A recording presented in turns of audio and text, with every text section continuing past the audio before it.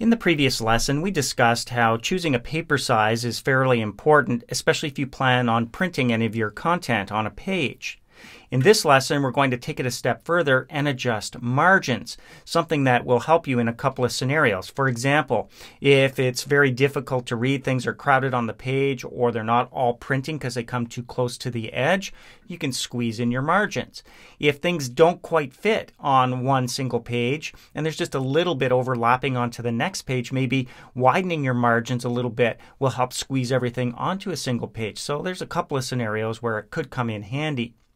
Now in this lesson, we're going to change our margins, not just for one page, but for multiple pages. So in this case, it's a matter of selecting the pages first.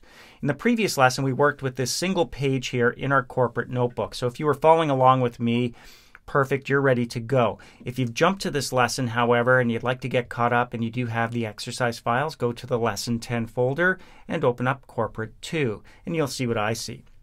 So we changed the page size for this page only. Now we want to change the page margins, but to save us some time, we're going to do it for both of the pages in this section.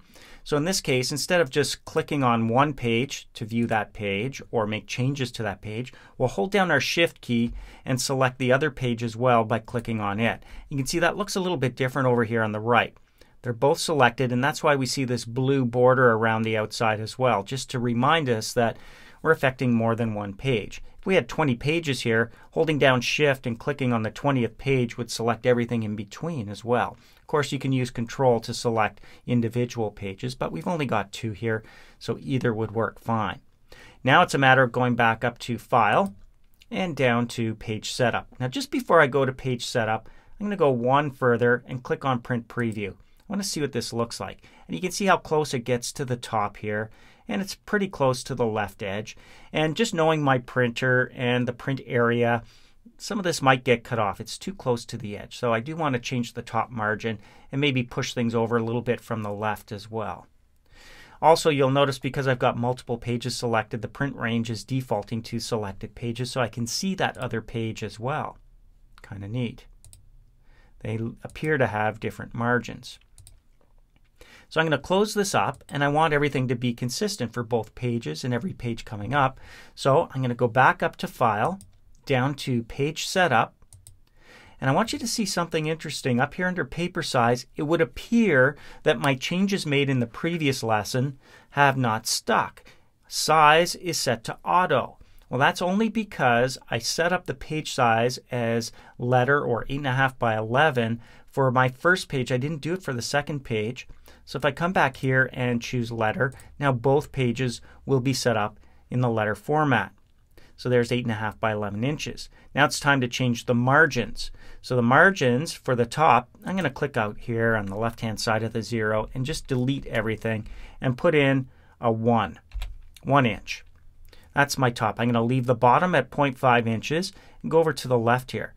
I'm going to click in there and take out that stuff and put in a 2 just to exaggerate it. I can always come back and change this.